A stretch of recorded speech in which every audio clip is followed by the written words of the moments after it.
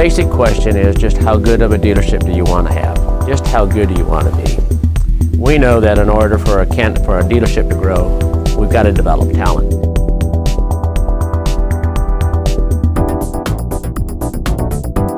There's two variables that are absolutely critical. One is getting results and the other is developing people. We know that those dealerships that are going to be highly successful are going to emphasize both results in developing the people.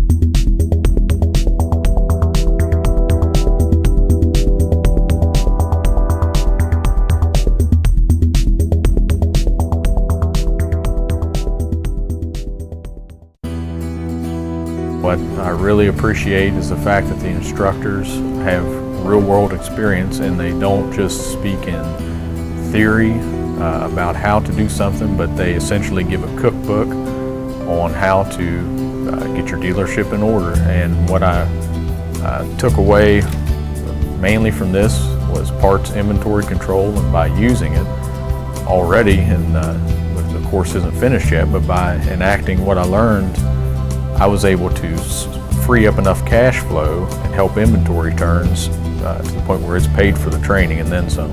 JCC helped made me really understand, just the true responsibility of how that inventory dollar is tied up in the expense slot of the dealership's ledger, how that can affect the whole profitability of the dealership. Made me more aware of that. It affects the entire dealership, not just, do we have it in stock or not.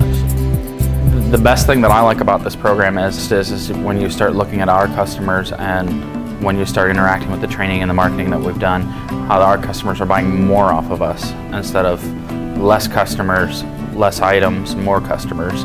Now they're buying more things from us. We're doing more of their needs. So that seems to work out real well.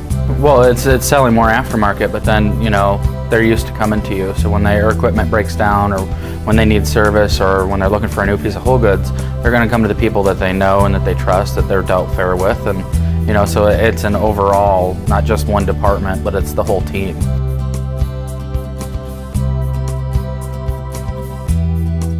As a dealer principal, I always had a concern about spending money on training. What did I get in return? Every time I turned around, an employee would come back and say, yeah, the training was good and we learned this and this, and I never saw any results. So I wonder if my money was well spent.